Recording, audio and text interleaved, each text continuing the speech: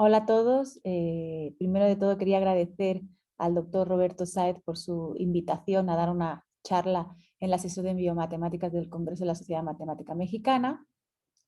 Y hoy les voy a platicar sobre la modelación matemática de la metástasis ósea.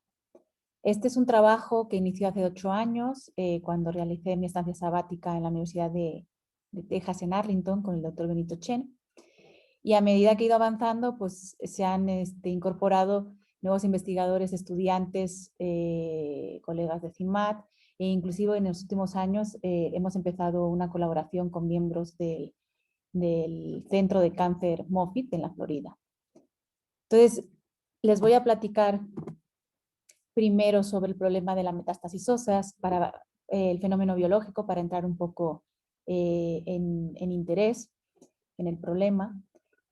Luego les vamos a dar un poco el objetivo que se ha ido como extendiendo a lo largo de los años, y luego al final, pues una tercera parte donde vamos a presentar los modelos matemáticos que se han ido desarrollando y ampliando su complejidad, ¿sí?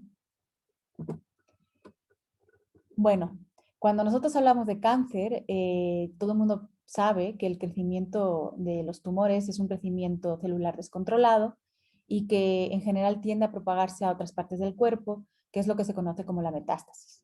Hay unos cánceres que son más propensos a esta propagación a otros lugares, como es el cáncer de próstata, el de mama y el de pulmón, ¿no? Eh, la mortalidad del cáncer, hay unas estadísticas dadas por el World Cancer Report en 2014, es alrededor del 14,6%.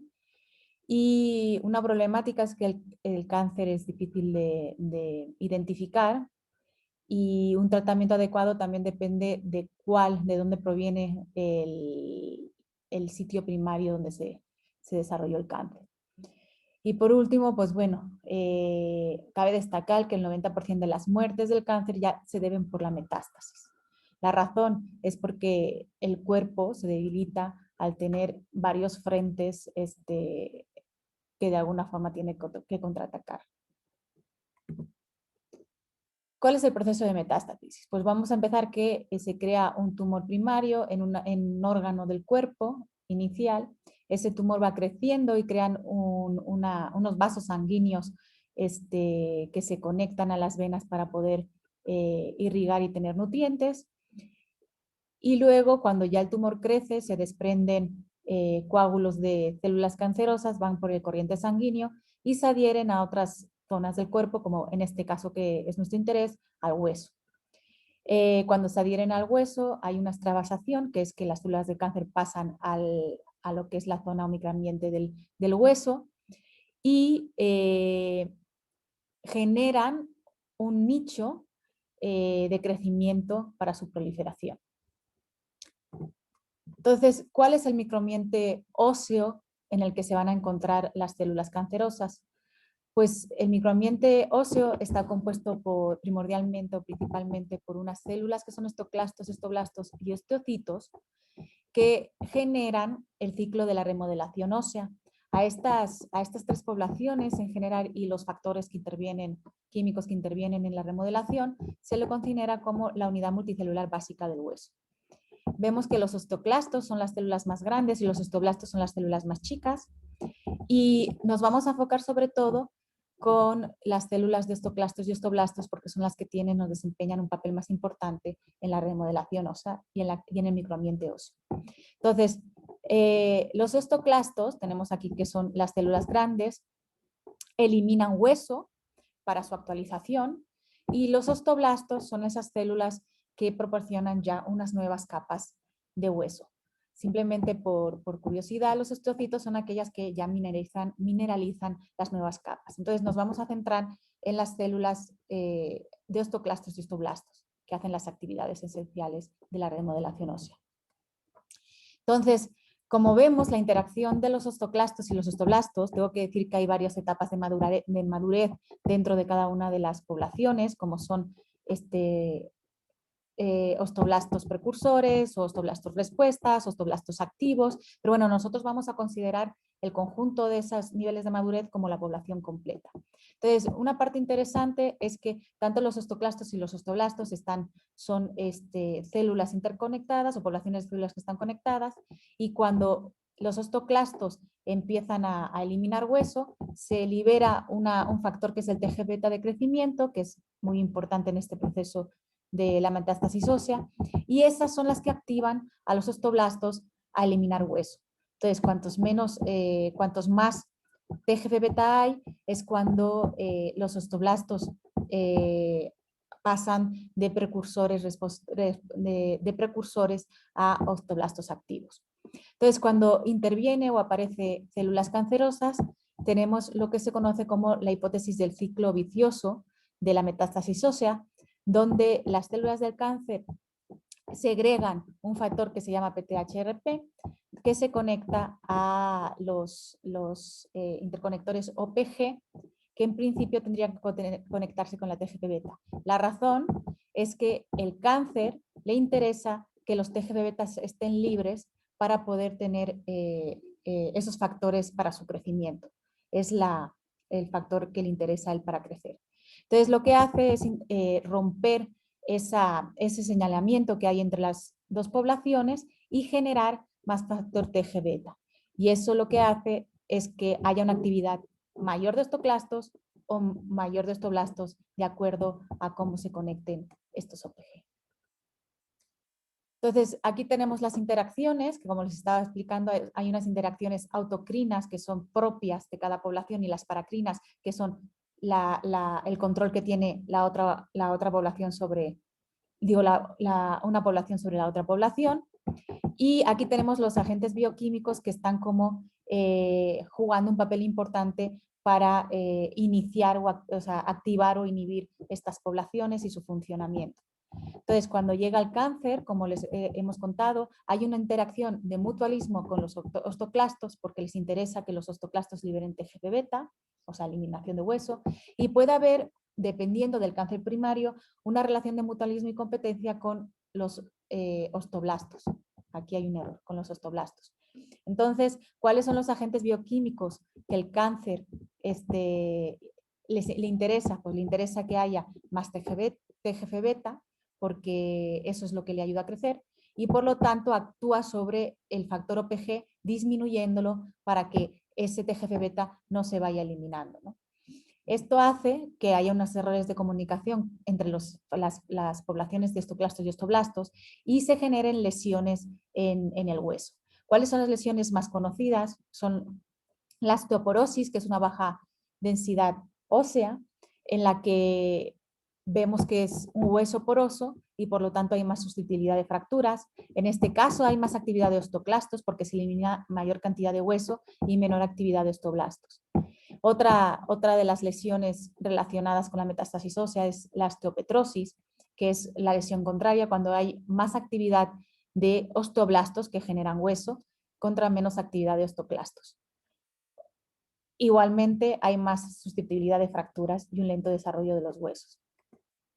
Entonces, esta es la razón por la que de alguna forma hay más muertes cuando se genera una metástasis ósea, porque de alguna forma el cuerpo se debilita ya en varios lugares, ¿no?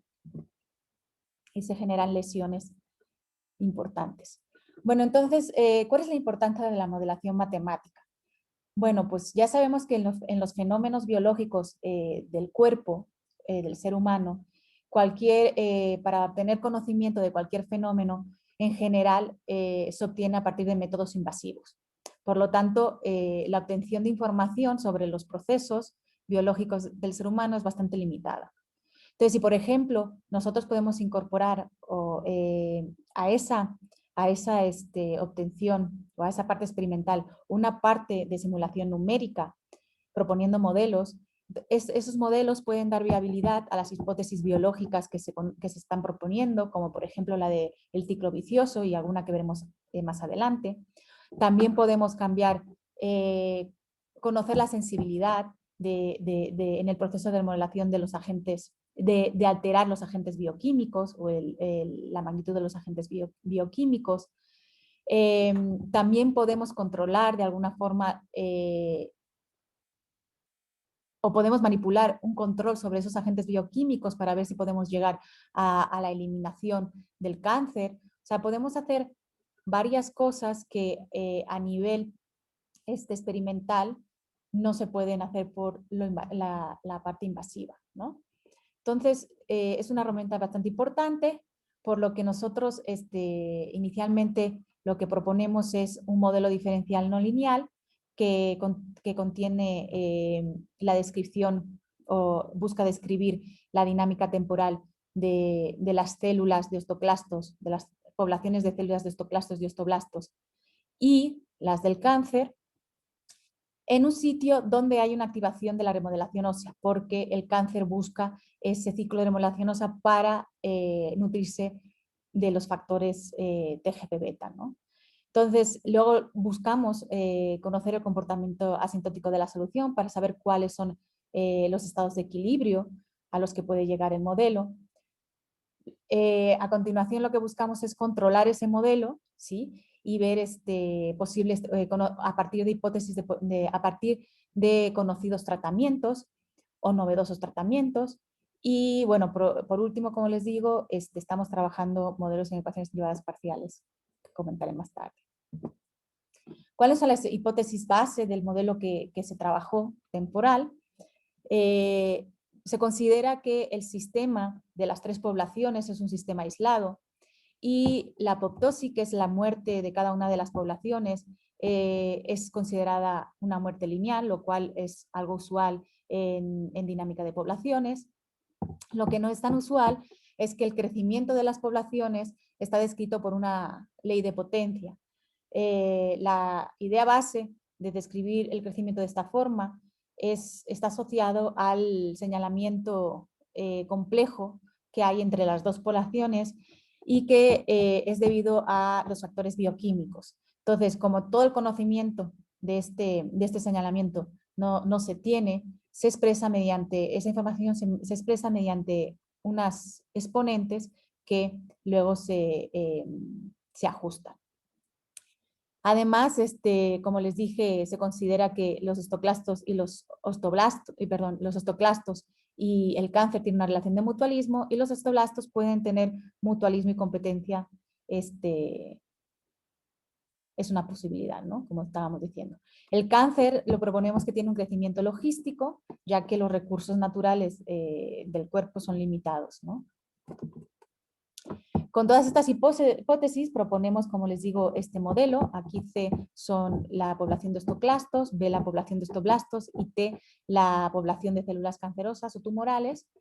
Aquí tenemos lo que les comenté, el crecimiento se propone como una ley de potencias entre las poblaciones. Aquí tenemos las de osteoclastos, son la población que de alguna forma hace que crezca las células cancerosas, que se propone como un crecimiento controlado logístico. Y aquí tenemos las betas, son los coeficientes de muerte. Y aquí tenemos la interacción de cada una de las poblaciones con las células tumorales. Este modelo tiene dos estados de equilibrio, uno libre de cáncer, por eso tenemos acá el cáncer es cero, ¿no? Y un estado de invasión de cáncer donde cada una de las componentes del estado de equilibrio es distinto de cero. Bueno, cabe resaltar que los estados de equilibrio vienen en el primer caso dados por una razón entre la muerte y el crecimiento, los coeficientes de muerte y el crecimiento, y en cambio para la invasión de cáncer vemos que vienen dados por una relación entre los coeficientes de interacción, de muerte y de crecimiento, ¿no? Más complejo. ¿Qué es lo interesante de los estados de equilibrio? Lo que nos interesa es cuándo son estables. Eso significa cuando yo inicio de manera cercana a un estado de equilibrio, ¿sí? Entonces voy a llegar a él con seguridad. Entonces, eso es importante a la hora de poder tener tratamientos. Siempre se busca que un sistema sea lo más estable posible, ¿no? Entonces, el estado de equilibrio, aquí tenemos unas condiciones de los exponentes de crecimiento de las poblaciones de osteoclastos y osteoblastos que vienen dadas, son condiciones biológicas. pero la condición para la estabilidad viene dada de esta forma, ¿no? Donde podríamos decir que la razón entre el crecimiento, que la razón entre la muerte y el crecimiento de los osteoblastos tiene que estar como limitada por el crecimiento, la razón entre la muerte y el crecimiento del cáncer. Si se da esta condición, perdón, el estado de equilibrio es único y periódico. Ahora veremos más adelante qué significa esa periodicidad, ¿no? En un estado de equilibrio libre de cáncer. Del lado contrario, el estado de equilibrio de invasión de cáncer es localmente asintóticamente estable. Sí, se cumplen estas tres condiciones de acá, pero es interesante esta de acá, que habíamos dicho que podía haber competencia y mutualismo con la población de osteoblastos y el cáncer, y en este caso, si hay una relación de mutualismo, entonces la invasión del cáncer es estable bajo estas dos condiciones más, pero en el caso de que haya una relación de competencia, el estado de equilibrio de invasión de cáncer es inestable. Eso nos da bastante información, como veremos, para el caso del control del sistema y los tratamientos, pero antes me gustaría hablar un poco sobre la periodicidad en la dinámica de los osteoclastos y osteoblastos libre de cáncer. Esta dinámica, esta periodicidad concuerda con la biología, ya que en la infancia estas poblaciones de osteoclastos y osteoblastos tienen sus ciclos de actividad cada 3-6 meses, ya que los huesos están en continuo crecimiento, mientras que en adultos el intervalo entre que permanece activa estas poblaciones es cada 2 años, se produce el proceso de remodelación ósea, y en cambio en adultos mayores, que es, podríamos decir, más de 40 años en adelante para mujeres y de 45 años en adelante para hombres, el proceso de remodelación se ralentiza y es mucho mayor a 2 años, ¿no? Podríamos decir 3 años, cada 4 años, a medida que uno se va haciendo mayor.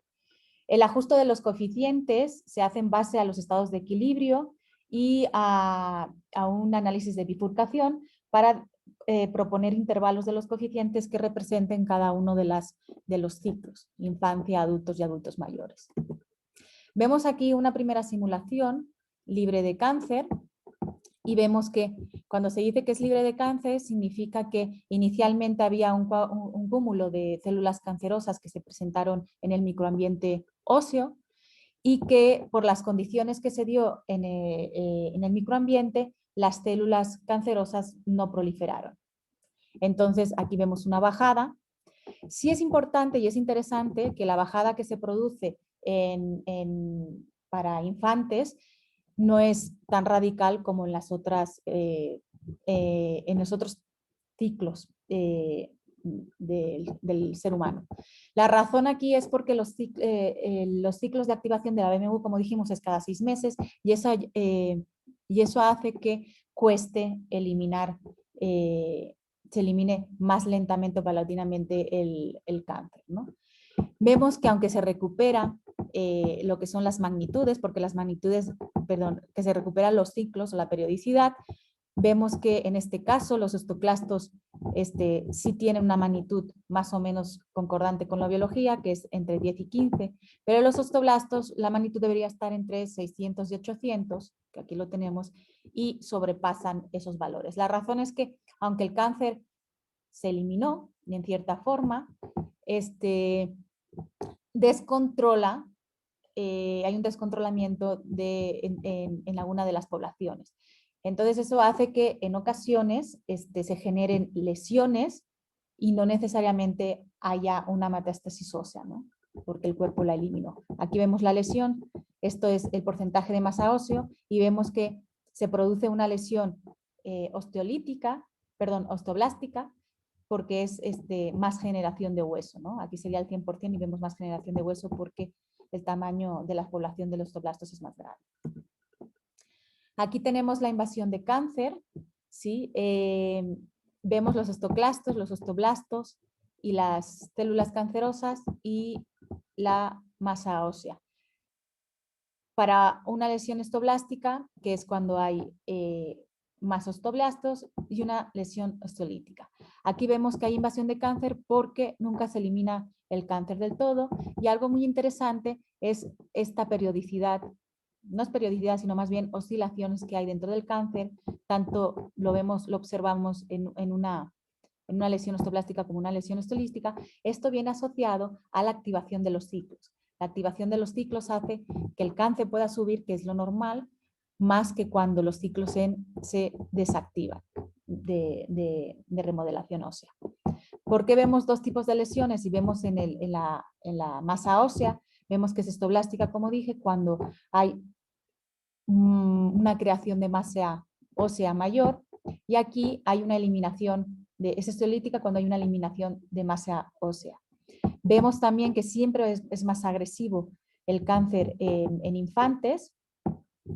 De manera intermedia tenemos a los jóvenes y a los adultos, perdón, a los adultos jóvenes, y a los adultos mayores siempre esa activación más lenta en un periodo de tiempo más largo de la BMU o de la remodelación ósea hace que el cáncer sea menos agresivo.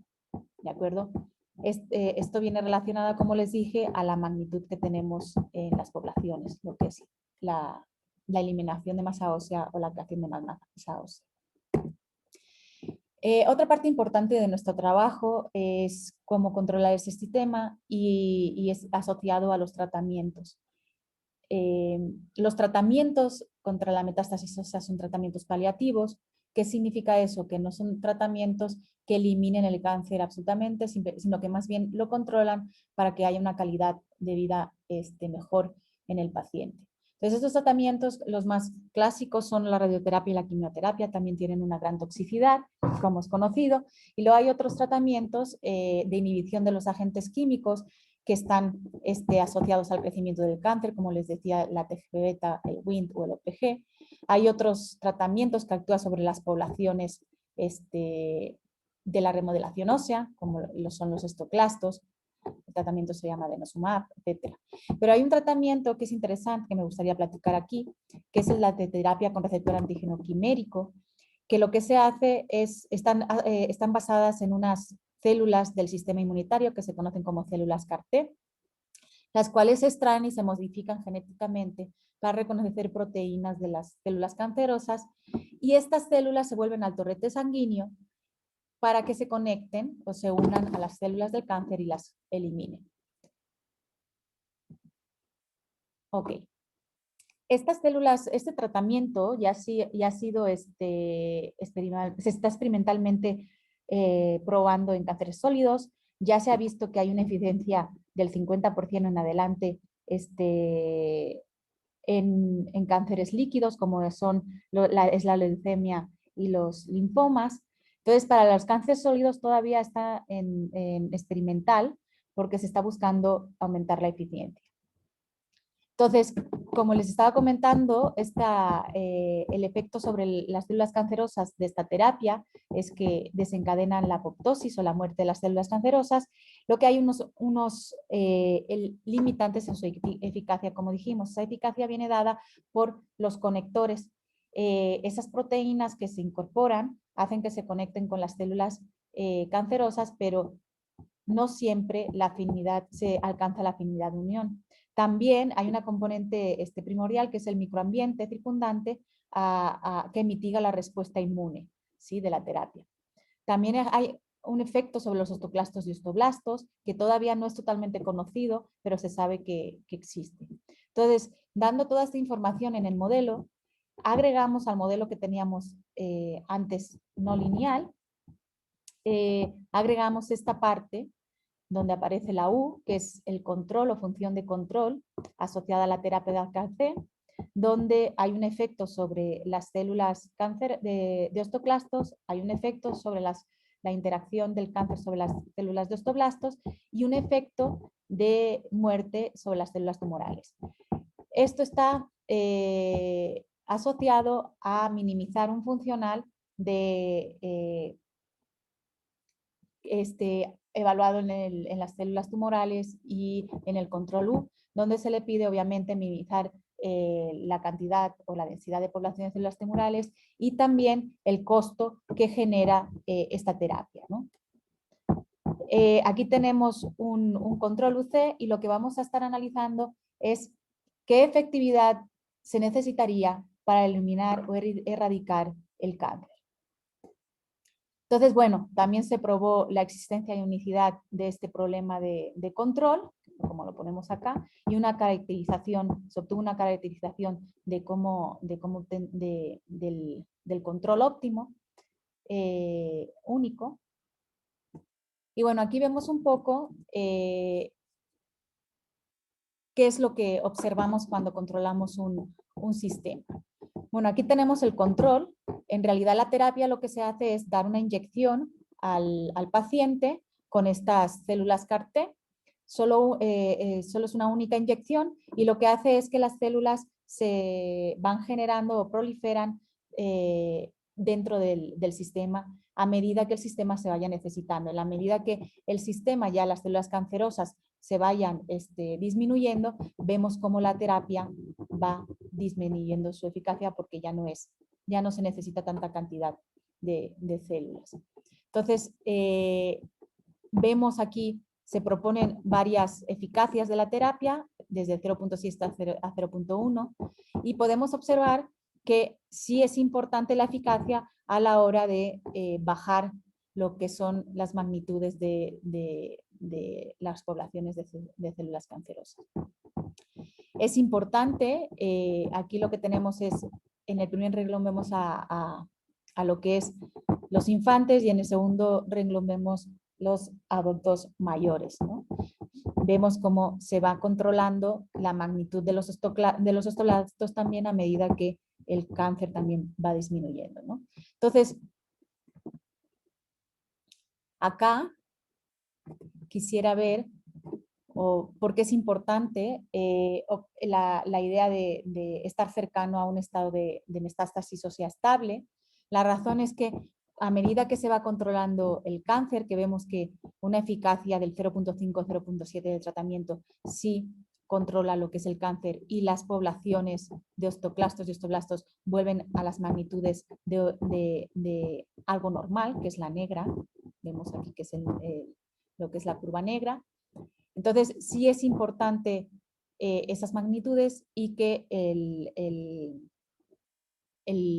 punto de equilibrio sea estable, porque si vemos aquí un punto de equilibrio de metástasis, o sea, inestable, vemos que no se va a recuperar bajo en ningún momento de efectividad del tratamiento lo que son los ciclos de la BMU normal. Entonces, en estos casos se necesitaría como algo extra, ¿no?, a esta terapia. Entonces, en ocasiones es lo que pasa, que no importa las terapias que se esté proponiendo, el cáncer no se elimina, ¿no? Entonces sí es importante estar en una región de estabilidad, por lo tanto, si estamos en esa región de estabilidad del cáncer, tenemos que si el tratamiento tiene un 50% de eficacia, entonces se recupera, en adelante se recupera lo que es los ciclos normales o la dinámica normal de la BMU. Se sabe que si el tratamiento tiene una eficacia mayor del 50%, entonces el tratamiento es efectivo. Y hasta ahorita lo que se tiene para tumores sólidos es una eficacia del 30%. Entonces, nosotros experimentalmente estamos obteniendo que debe alcanzarse una eficacia de al menos el 50% para tener un tratamiento medianamente exitoso. Además, es recomendable un tratamiento, este tipo de tratamientos para la etapa infantil, que es más agresiva y ayudaría a reducir y eliminar bastante fuertemente la metástasis ósea. Entonces, por último, quisiera comentarles pero brevemente sobre lo que estamos trabajando ahora.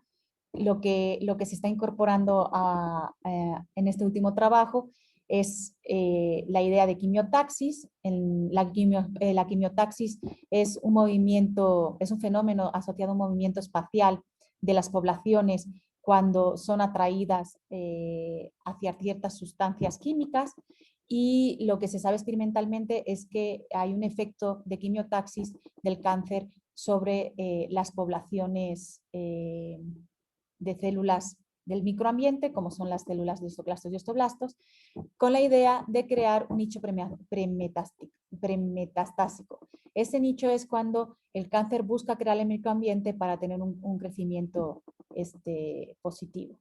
En este caso, el factor de quimiotaxis, el que estamos considerando es el TGF-beta. Entonces, bueno, con esta idea de incorporar un quimioatrayente, ¿sí? Y el proceso de quimiotaxis para ver cómo es el comportamiento espacial de las células, se propone un modelo más complejo, donde de nuevo aparece toda la parte que hemos trabajado del sistema de crecimiento, y se incorporan los que son las D sub I, C sub I y A sub I, que son términos nuevos. Las D sub I son de difusión, que es un movimiento espacial inherente en todas las poblaciones, y en rojo proponemos todo lo que son los términos asociados a la quimiotaxis, algo más complejos, donde el Phi nuevo es el atrayente, ¿no? El TGF-beta, que es importante para el crecimiento del cáncer. Sin más, les voy a mostrar un poco las imágenes de osteoclastos y osteoblastos normal, espacialmente, cómo irían. Iniciando con osteoclastos, harían su proceso, y en la medida que se va eliminando, en la medida que van desapareciendo los osteoclastos, van moviéndose los osteoblastos para realizar el proceso de generación de hueso. Si vemos, por último, una simulación donde está presente el cáncer, que ponemos el cáncer presente en el punto intermedio de la región, vemos que el cáncer produce una ruptura de la onda osteoblástica, que es la onda de osteoblastos, en la que se dividen las poblaciones, creando una interrupción del proceso de remodelación ósea en la región que se necesita, y creando dos regiones totalmente dispares, ¿no? Donde se pueden producir lesiones osteoblásticas o degeneración de más hueso. Entonces, terminando, aquí les dejo un poco las referencias base de esta charla, y pues bueno, muchas gracias por su atención.